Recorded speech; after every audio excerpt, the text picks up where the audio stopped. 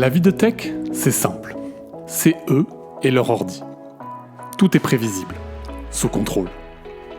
Non, ça, c'est ce qu'ils voudraient qu'on croie. Parce que la réalité, personne n'ose nous la raconter. Enfin, jusqu'à aujourd'hui. Dans Tronche de Tech, on va leur tirer les vers du nez. On va leur faire raconter leurs meilleures anecdotes. Les nuits où tout part en sucette et les bugs que personne ne comprend. Et puis, s'ils sont sympas, on les laissera peut-être se vanter de quelques réussites. Je m'appelle Mathieu Sanchez, je suis le CTO d'Akazi et je vous souhaite une excellente écoute.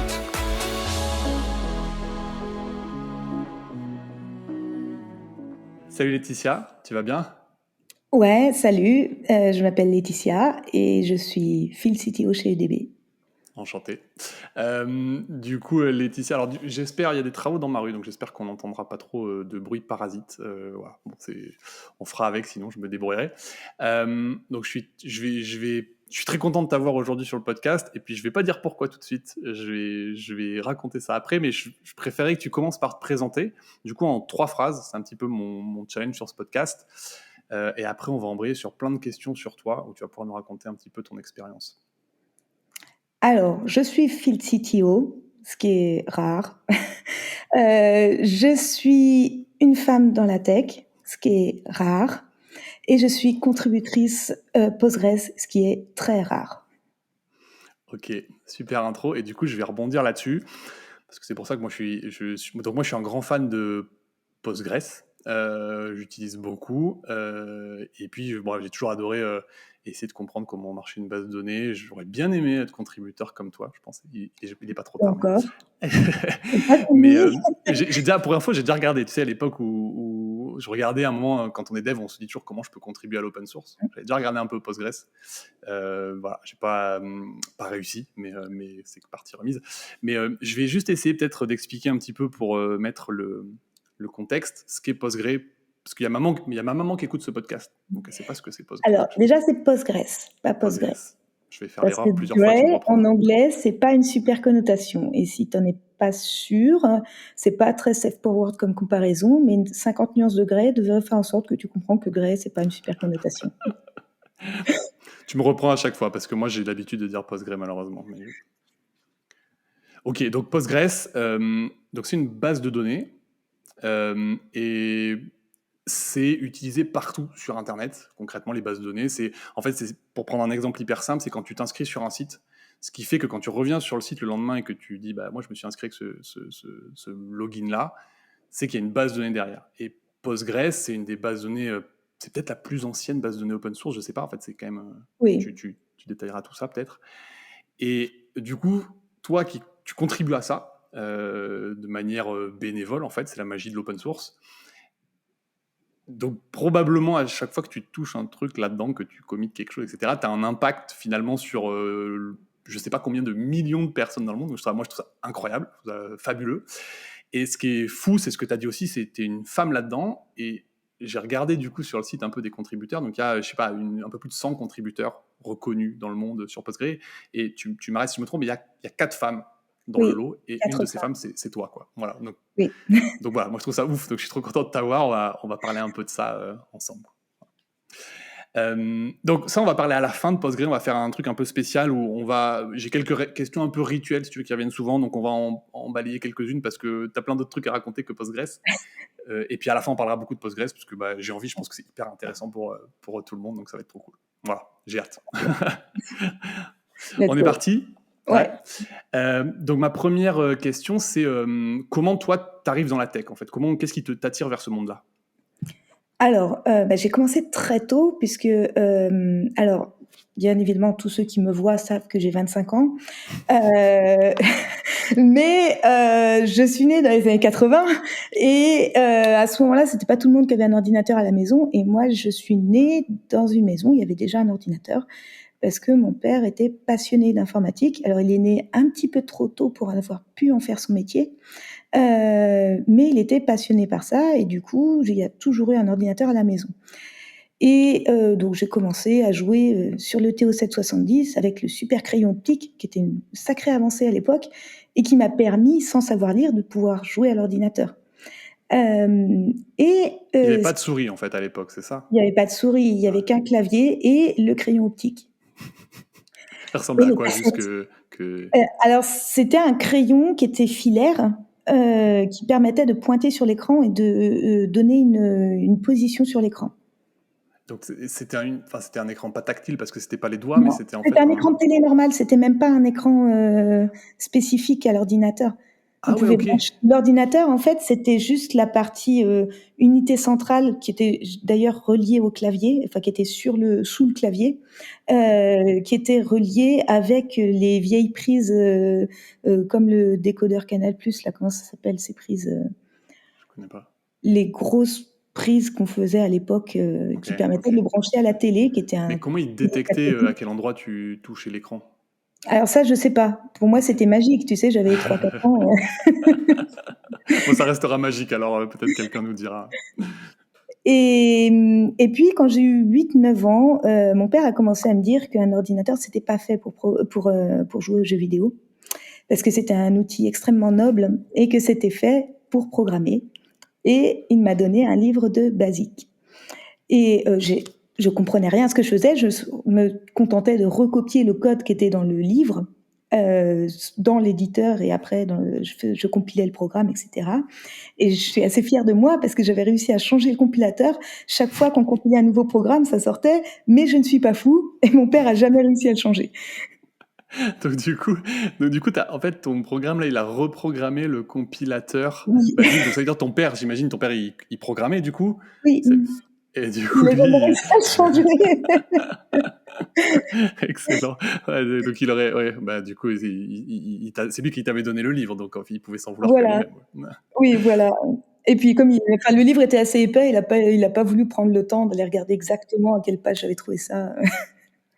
Et juste ton père, qui du coup, l'ordinateur était une chose noble. Je veux dire, quand il a vu tout ce qu'on fait avec les ordinateurs maintenant, il a dû s'arracher les cheveux, non?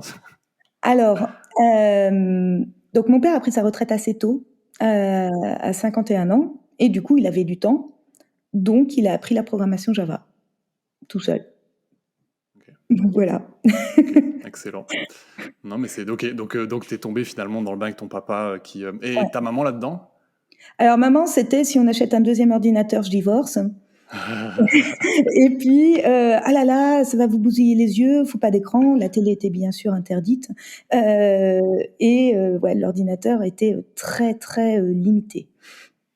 Ok, marrant. Non, mais c'est ça. Ok, ça me parle pas mal, mais c'est vrai que c'est un truc qui revient, c'est un sujet qui revient beaucoup maintenant. Tu sais, les écrans avec les enfants, il y a beaucoup d'études, il y a beaucoup de choses. Donc ok. Donc t'avais vraiment, t'avais deux mondes. T'avais Oui. quelqu'un qui te tirait vers l'ordi et quelqu'un qui t'en éloignait en fait. Ok. T'as penché vers le côté de ton papa. Ok. Ouais. Ok, et ben écoute, hyper intéressant. Je voulais te demander aussi, du coup, t'as une longue expérience, Mais moi, j'ai et pas mon petit 25 doigt, ans. mon petit doigt me dit que quelqu'un t'appelle la dev à 10 millions d'euros. Tu peux m'expliquer pourquoi? Alors, donc, au début de ma carrière, j'ai travaillé pour, Orange, qu'on appelait encore France Télécom à l'époque, et je travaillais sur des applis de fourniture de l'ADSL. Donc c'était des applis techniques qui permettaient d'aller, programmer les interventions, parce qu'à l'époque, il fallait qu'il y ait un technicien qui se déplace, pour aller pour câbler, directement dans l'armoire, et cetera. Et ces équipements, les DSLAM, étaient loués aux opérateurs. Donc c'était France Télécom qui gérait pour tous les opérateurs de France.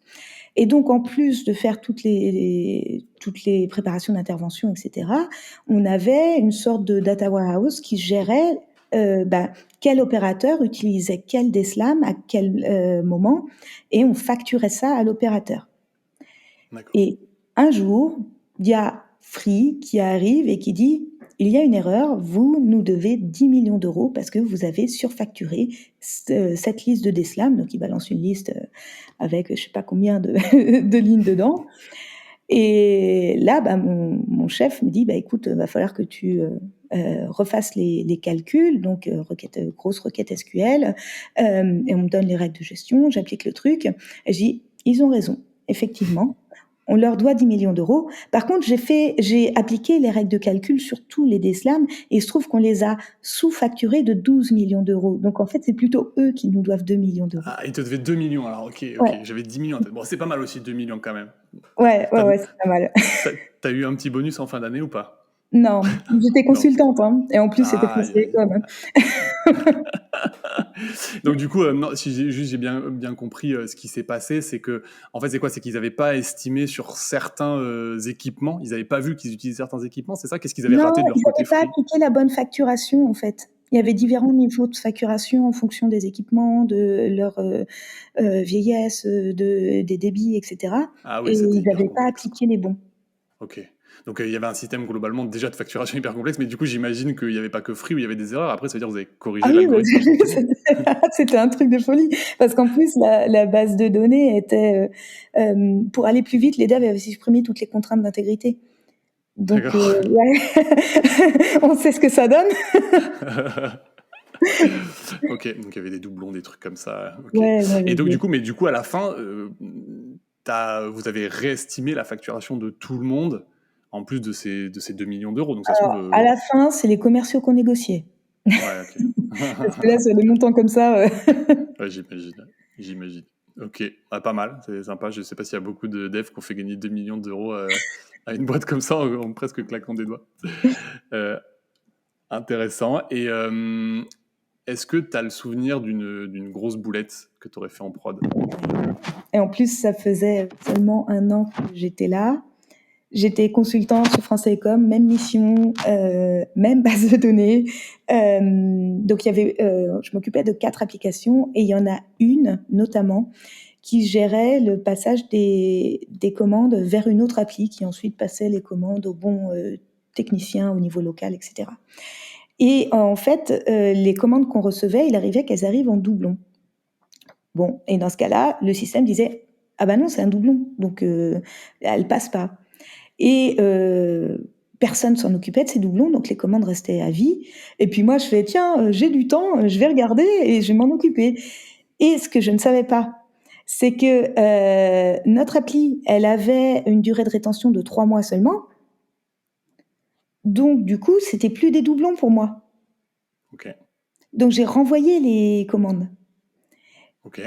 Et le problème, c'est que les commandes qui avaient été envoyées, en fait, avaient été considérées en doublon parce que c'était des commandes d'un DSL simple. Et à l'époque, on faisait la différence entre une commande d'ADSL simple et une commande d'ADSL plus TV. Ok. Et donc, en l'espace d'une après-midi très productive, j'ai renvoyé 100 000 commandes d'ADSL simple sur de l'ADSL plus TV. Donc, j'ai coupé la télé à 100 000 foyers en France. Est-ce qu'il y avait, genre, c'était pas pendant la finale de la Coupe du Monde ou un truc comme ça? Non, non. C'était un mardi, on va dire. Ah ouais, ok, on a juste raté Colombo ou un truc comme ça, quoi. Voilà.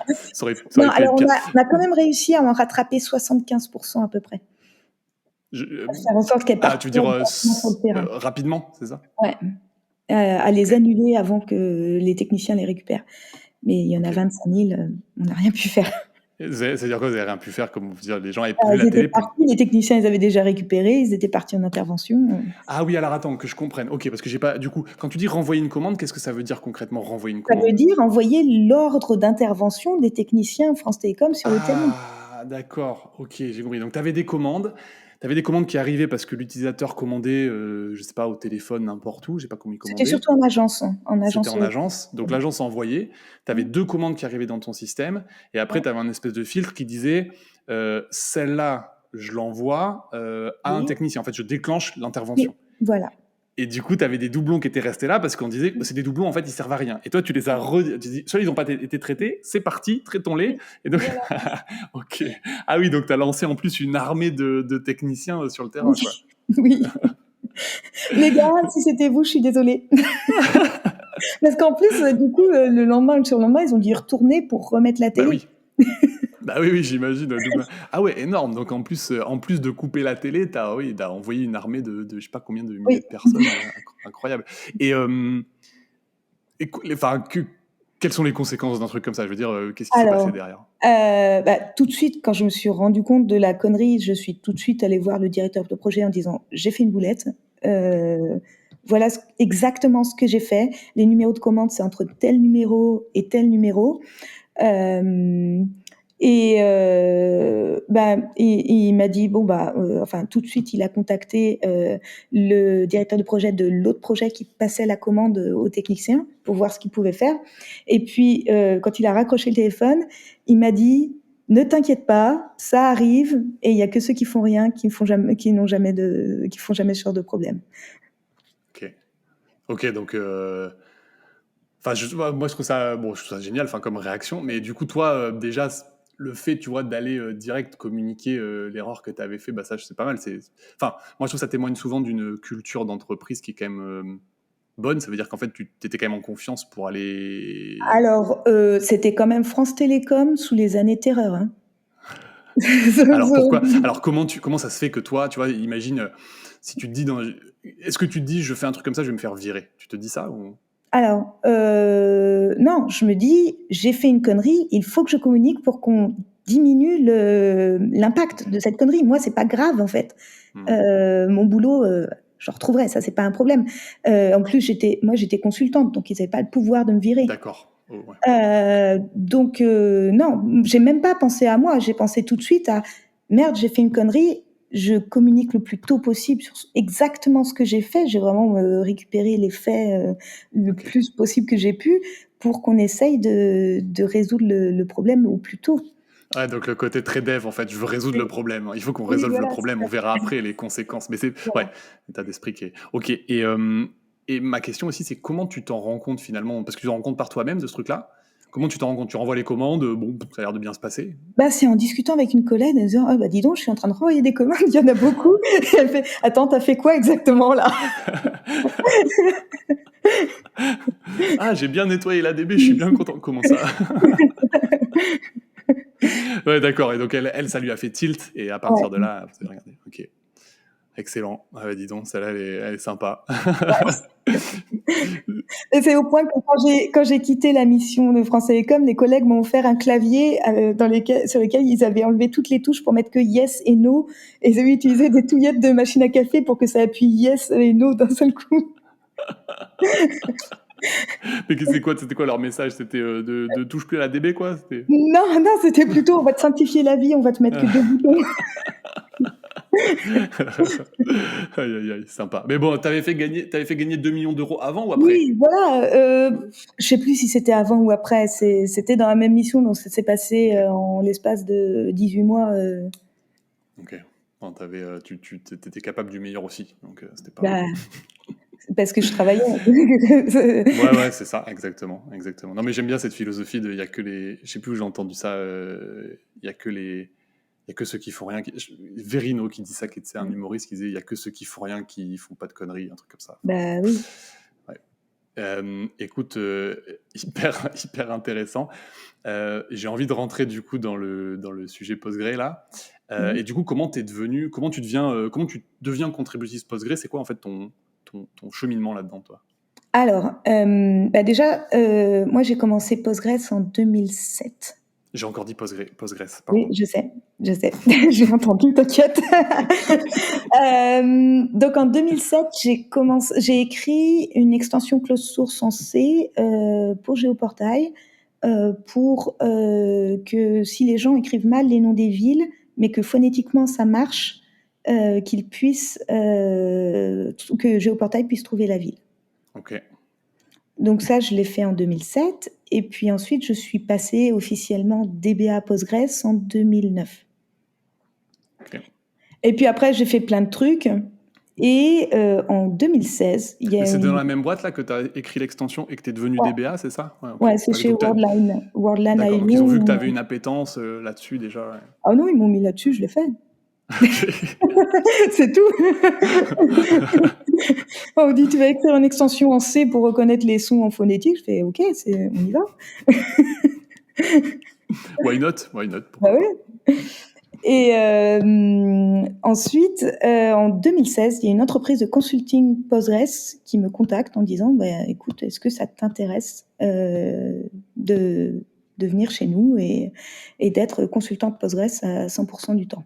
Et c'était une période où on avait essayé de me pousser vers la gestion de projet et je me suis rendu compte que j'aimais pas du tout parce que les humains sont pas aussi prévisibles que les ordinateurs et donc tu peux donner tout ce que tu veux. Tu peux mettre ton meilleur, donner toute ton énergie, le projet peut capoter parce qu'il y a d'autres humains en face. Ouais. Alors qu'avec les ordinateurs, si tu mets toute ton énergie, tu vas arriver à quelque chose. Peut-être que tu vas arriver à la conclusion que c'est pas possible, mais tu vas arriver à quelque chose. Donc c'est nettement moins frustrant. Et du coup, je suis passée consultante Postgres dans cette entreprise qui s'appelle Loxodata, qui est une entreprise française. Et là-dessus, je suis à Varsovie, PG Conf.EU, donc la plus grande conférence Postgres au monde. Cette année à Prague, semaine du 12 décembre, où je donnerai 2 talks, dont un talk Barbie qui va être mémorable. Tu vas nous raconter ça. Ouais, ça on en parlera. Je suis encore en train de chercher ma tenue de scène.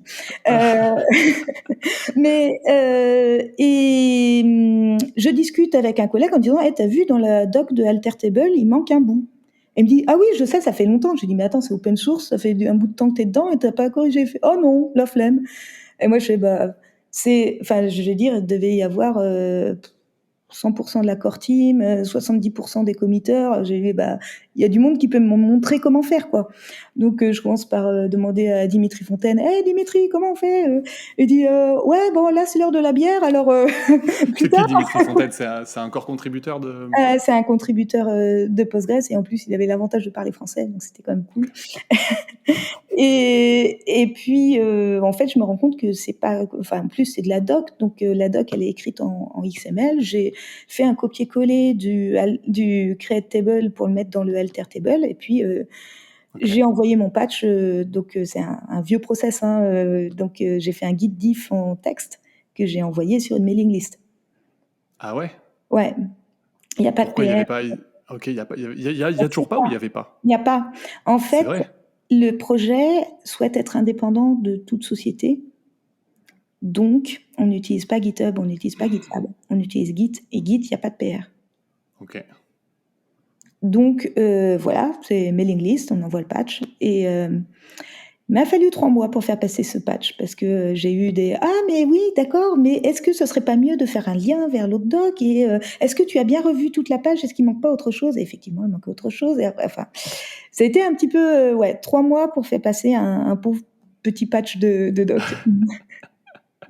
Et ok, pourquoi selon toi? Est-ce que c'est inhérent à l'open source? C'est inhérent à Postgres? C'est quoi qui fait que Alors, c'est c'est compliqué? Postgres, parce que Postgres, c'est le seul projet informatique que je connaisse qui soit géré par l'anarchie. C'est-à-dire qu'il n'y a pas de project owner, il n'y a pas de chef de projet, il n'y a pas de directeur de projet, il n'y a pas de gouvernance, il n'y a rien. Chacun fait ce qu'il veut dans son coin. Et après, on propose et il faut que personne soit contre. Alors, c'est pas l'unanimité, du coup, Non. Il faut qu'il y ait certaines personnes qui soient pour, mais personne ne doit être contre. Ouais, c'est qui ne dit mot consent, c'est comme pour les mariages, quoi. Voilà, c'est ça. Ok. Donc, ouais, si t'as quelqu'un qui jette un œil et qui est pas d'accord, il va refuser, en tout cas, Non, il il va va pas discuter refuser, avec il va toi. argumenter en disant est-ce que tu es sûr? Moi, j'aurais plutôt fait un design comme ça, etc. Et ça mène en fait à une discussion. J'ai vu des gens changer d'avis sur des mailing lists Postgres, justement en disant effectivement, j'avais tort, tu as raison, c'est mieux de faire comme ça. C'est des vraies discussions constructives entre adultes. Et pour toi, du coup, c'est un modèle qui marche sur ce truc-là, en tout cas sur Postgres? Oui, ça marche. Alors, c'est pas ce qu'il y a de plus efficace, hein, ça, on va pas se mentir. Mais vu qu'on n'a pas de deadline, c'est pas grave. Ok. Donc ça, c'est ta première contribution Ouais, Postgres. un petit patch de doc. Et donc, t'es rentré comme ça là-dedans. Mm. Et puis la suite, en fait, qu'est-ce que du coup... Alors, après, je voulais faire un patch un peu plus hardcore. Je voulais changer le code de Postgres. Donc, j'ai redemandé à Dimitri, qu'est-ce que tu verrais que je peux faire? Parce que moi, je vais pas, mon premier patch, ça va pas être modifier le parseur ou l'optimiseur de Postgres, hein, c'est sûr. Et là, il me fait, écoute, un truc qui marche bien pour si tu veux pas vraiment te prendre la tête avec la communauté en disant si, je suis sûr que c'est utile, etc., c'est de faire un truc qui rend Postgres plus compatible avec la norme SQL. Là-dessus, je vais sur le site de Marcus Winand, Modern SQL. Ok. Donc, Marcus Winand est un expert mondial SQL qui compare la compatibilité des moteurs avec la norme. Et je vois qu'il y a un truc que Postgres n'a pas, c'est les fonctions trigonométriques, les fonctions hyperboliques, cosinus hyperbolique, sinus hyperbolique, tangente hyperbolique et leurs inverses. Et je me dis, bon, bah, let's go, je code ça.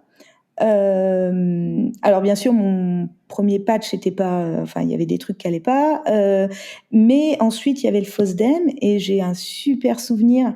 Donc, à l'époque, C'est quoi Postgres. le FOSDEM, peut-être Alors, pour le FOSDEM, c'est le plus grand rassemblement de développeurs open source au monde, en tout cas en Europe. Peut-être que Scale est plus important à Pasadena, je sais pas. Mais il y a toujours du Postgres au FOSDEM, il y en aura encore cette année. Et il se trouve que la communauté Postgres avait ses quartiers dans un bar qui s'appelle le Meadow Lambic et qui a malheureusement fermé pendant Covid. Et j'étais à l'extérieur de ce bar parce que il y avait plus de place dans le bar, avec un contributeur majeur de Postgres qui s'appelle Alvaro Herrera. Et je lui dis, écoute, mon patch, j'ai 2-3 trucs que j'aimerais voir. Et il me dit, oh, mais pas de souci, je sors mon ordinateur, on commence à taper. Il se met à neiger, il est 2h du matin. Et c'est comme ça que j'ai fini mon patch Postgres. Et j'ai des photos pour prouver. Mais du coup, ça, c'était ton deuxième. Là, c'était vraiment du. Et, Là, t'as codé, en fait. T'as codé des ouais, trucs. j'ai codé. Ok, excellent. Non, bah, trop bien. Et du coup, t'as une expérience, j'imagine, sur le monde de l'open source. Postgres, c'est quel âge elle a cette DB? Parce que j'ai dit au début, tu vois, j'ai l'impression que c'est une des plus vieilles DB, mais je suis pas sûr. La première note de design, écrite par Michael Stonebraker de Berkeley, c'est en 1986. Ok, bah, le même âge que moi. Ok.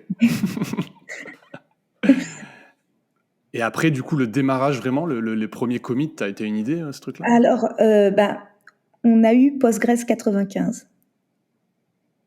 D'accord, parce qu'avant, les versions, c'était les années. Ok. Oui. Non, c'est surtout, il y avait Windows 95 qui était à la mode à l'époque. Okay. Et du coup, ouais, on avait Postgres 95. Je trouve ça, en fait, c'est un truc qui m'impressionne beaucoup aussi, tu vois, c'est que c'est un projet qui a quand même, du coup, presque 30 ans, depuis son premier commit, si je dis pas de bêtises. Il est géré par une communauté open source. Ouais. Et il est utilisé par des millions d'entreprises, des millions de... en tout cas, j'en parlais avec un commercial de mon entreprise. Non, pas de mon entreprise, un commercial qui travaille pour MongoDB, qui m'a dit, à Postgres, vous avez un avantage que nous, on n'a pas chez Mongo, c'est que chez n'importe quel client, il y a une base Postgres quelque part. Ouais. Et il a dit, je n'ai pas rencontré une seule entreprise qui n'a pas une base Postgres qui tourne. Oui, c'est ça, parce que même si c'est pas ta base principale, ton site, etc., tu l'as quelque part dans un système, peut-être un système interne ou quelque chose. En fait, c'est... Ouais, c'est tellement... Mais du coup, c'est plus vieux que... Moi, j'ai en tête souvent la concurrence Postgres, MySQL. C'est plus vieux que MySQL? Oui. Alors, les débuts de Postgres ont été beaucoup plus lents que MySQL parce que le principe même de Postgres, c'est d'écrire du code stable et de construire vraiment petit à petit. Les premières versions de Postgres, il n'y avait même pas de contrainte de clé étrangère. D'accord. C'est quand même un petit peu dommage pour une base de données relationnelle. Du coup, dans les années 2000, MySQL ayant sur le papier plus de features, était favorisé par rapport à Postgres, qui était, auquel il manquait quand même pas mal de choses.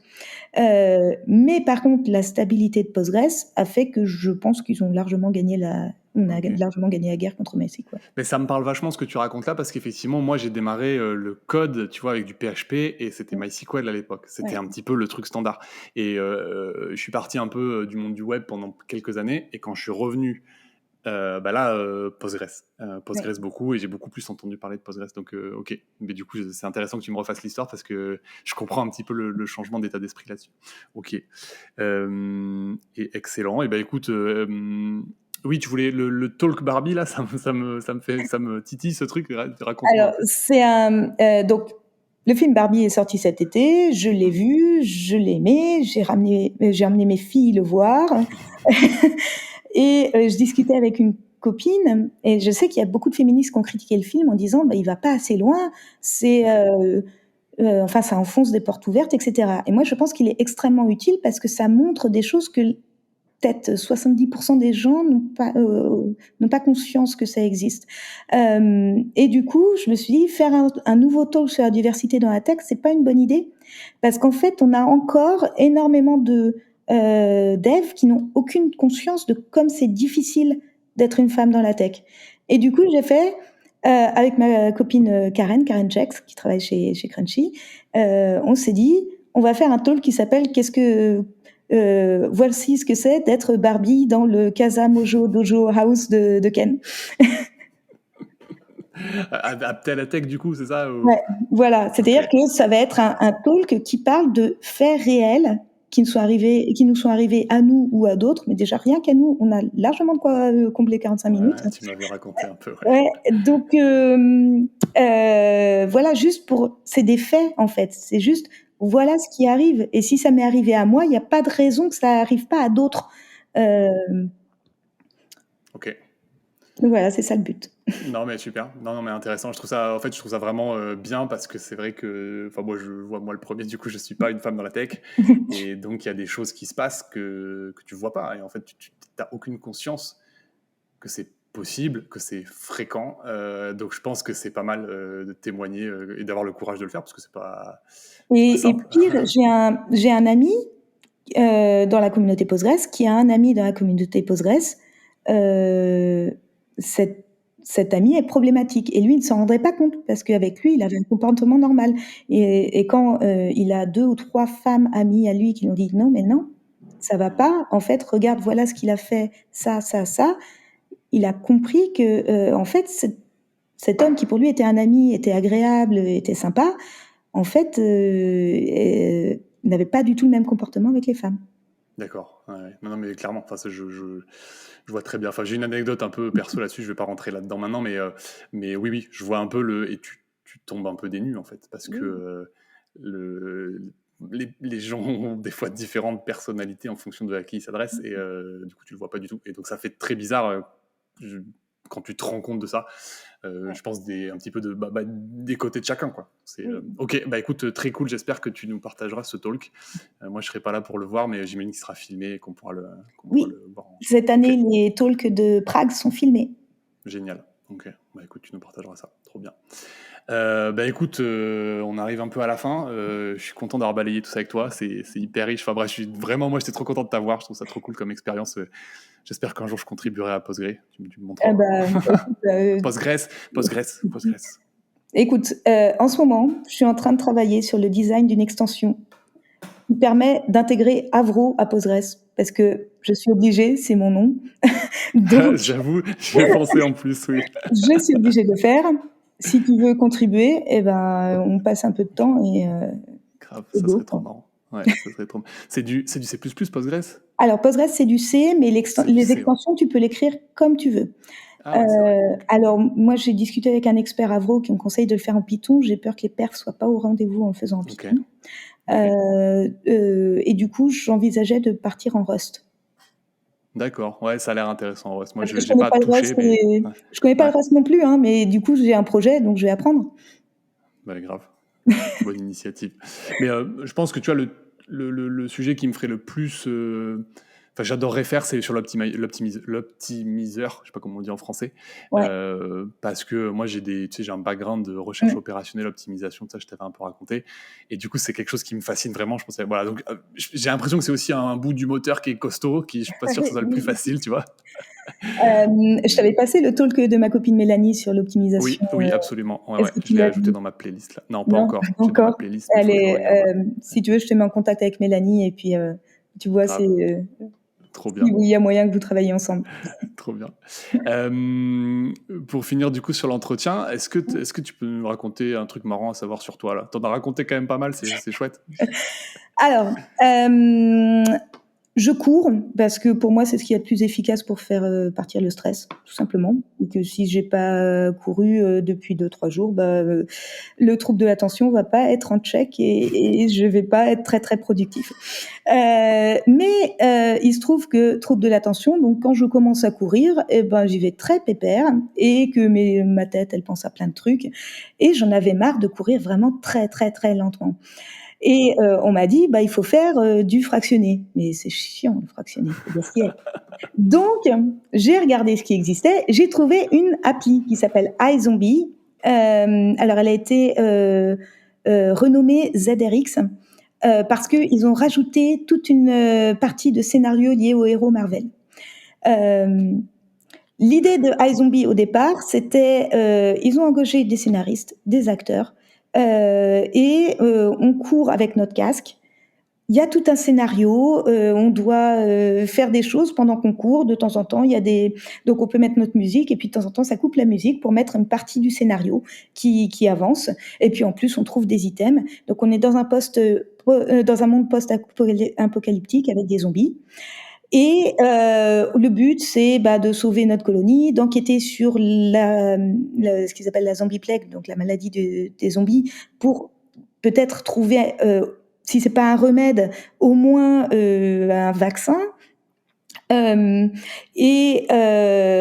qui est rigolo, c'est que de temps en temps, il y a des zombies chase, c'est-à-dire qu'on est poursuivi par les zombies. Et on est obligé de courir plus vite, sinon on perd un de ces précieux items qu'on avait ramassé pendant qu'on courait pour distraire les zombies. Ok. Oui, d'accord. Donc il y a un c'est intérêt. vraiment très réaliste. On entend les cris de zombies dans nos oreilles et tout. On a le warning, zombie detected. Warning, zombie 5 meters away. Même si tu perdais pas ton item là, tu voudrais courir plus vite quand même, quoi. Tu les vois presque derrière toi, quoi. Ouais. Ok, donc ça marche et t'as. Ok. Ouais. Et du coup, voilà. Excellent. Tu cours avec les zombies. Je connaissais pas cette appli. Ok, du coup, si vous voulez vous mettre à la course et que vous n'arrivez pas à progresser avec le fractionné, c'est pas votre truc. Laetitia a un conseil pour vous. Voilà, c'est ça. Ok. Écoute, trop bien, Laetitia. On a balayé plein de sujets. Est-ce que je te laisse le mot de la fin, donc tu peux dire ce que tu veux. Il y a un truc dont on n'a pas parlé, c'est je suis aussi fondatrice de Postgres Women et mon but, c'est vraiment de faire venir les femmes dans la communauté Postgres. Et pour ça, il y a plein de choses que je peux faire. Il suffit de me contacter, que ce soit sur Twitter, LinkedIn, Fastodon, Blue Sky. Il se trouve que j'ai un nom super rare, Avro. S'il y en a 10 en France, dans le monde, c'est le maximum, oui. C'est quoi l'origine de ce nom, par curiosité? C'est le nom de mon mari, enfin de mon ex-mari, et il sait pas. Non, ok, d'accord. Donc, moi je l'ai gardé parce que c'est le nom de mes enfants et puis c'est mon nom professionnel, mais et puis qu'il est super pratique parce qu'il est rare. Mais du coup, ce que je fais souvent, c'est quand il y a des CFP, je fais un petit message en disant si vous voulez parler, je peux vous aider, je peux faire des brainstorms de topics, on peut faire ensemble regarder les slides, je peux vous écouter réviser les slides, je peux vous aider à déstresser juste avant la conf, je peux être dans la salle pour vous soutenir, je peux faire tout ça. Je peux aussi vous aider à trouver de l'argent pour aller sur les confs. Je peux vous aider à vous coacher pour convaincre votre chef que vous avez vraiment besoin de venir à cette conférence. Voilà, je peux faire tout ce genre pas que pour boire des bières. Alors, c'est une bonne chose quand même, les bières. Mais alors non, la bière n'est pas obligatoire. Okay. Mais le verre de l'amitié est sympa. Ça avait l'air, ouais. Ok, et écoute, génial. On mettra tout ça dans les liens de l'épisode là pour que ceux et celles qui veulent viennent te voir. Celles pour Postgres Women. Et puis comme ça, dans 2-3 ans, on a 50% de contributrices femmes à Postgres. Ça serait stylé. Grâce à toi. Ça serait vachement stylé, mais déjà vu les effectifs en études informatiques, c'est chaud. C'est clair. Écoute, merci beaucoup pour ton temps. Moi, j'ai passé un super moment. C'était très chouette de te rencontrer. Cool. Et écoute, merci encore Laetitia. Et puis à bientôt. Mais de rien. Allez, salut. Salut.